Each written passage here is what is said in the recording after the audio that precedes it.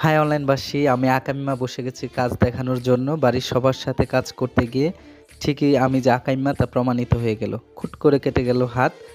সবাই বলতেছে ইচ্ছামতো হইছে। কাজ পারে না, আসছে কাজ করার জন্য। আসলে আমি আমার প্রতিভাটা দেখানোর জন্য চাইছিলাম, কিন্তু অল্পতেই আমার হাতটা কেটে গেল। তারপরও অনেকগুলা চালতা আমি নিজেই কাটছি। তারপর ভিডিও করা শুরু করে দিয়েছি। এই চালতাগুলা ধুয়ে পরিষ্কার করে সিদ্ধ করতে দিল। আর এদিকে মরিচ আগেই ভেজে নিলাম, কারণ মরিচগুলা গুঁড়া করে আচারের প্রসেসিংয়ে দিতে হবে।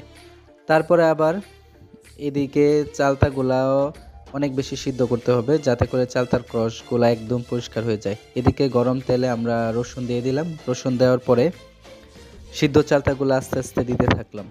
এটা চোখের সামনে দেখতে এটা এত স্যাটিসফাইং ছিল। তারপরে একটু কষিয়ে চিনি দিলাম। চিনি দেওয়ার পরে আরেকটু নাড়াচাড়া করতে লাগলাম। নাড়াচাড়া করতে করতে একটা সময় আরও কিছু মশলা অ্যাড করতে হবে। আচারে যে মশলাগুলো নর্মালি থাকে, এই যে পাঁচফোড়ন, তারপরে রসুন, পেঁয়াজ, মরিচ, যে যা যা উপকরণ লাগে আর কি। এদিকে আরেকটা জিনিস, চালতা কিন্তু অনেক বেশি উপকারী একটা ফল। এদিকে মাতৃদুগ্ধ বৃদ্ধি করার জন্য চালতা খাওয়া হয়। আবার অনেক সময় গরুর দুধ বৃদ্ধি করার জন্য আমাদের গ্রামে-গঞ্জে চালতা ব্যবহার করা হয়। সবশেষে হচ্ছে গিয়া ওই যে মরিচগুলা রাখছিলাম ওইগুলা বেটে দিয়ে দিলাম।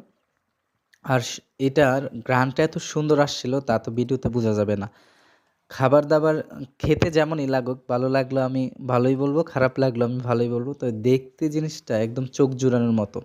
আচারটা অনেকদিন সংরক্ষণ করা যায়। এখন যেহেতু শীতকাল, প্রায় পুরো শীত নরমালি রেখে দিতে পারবেন।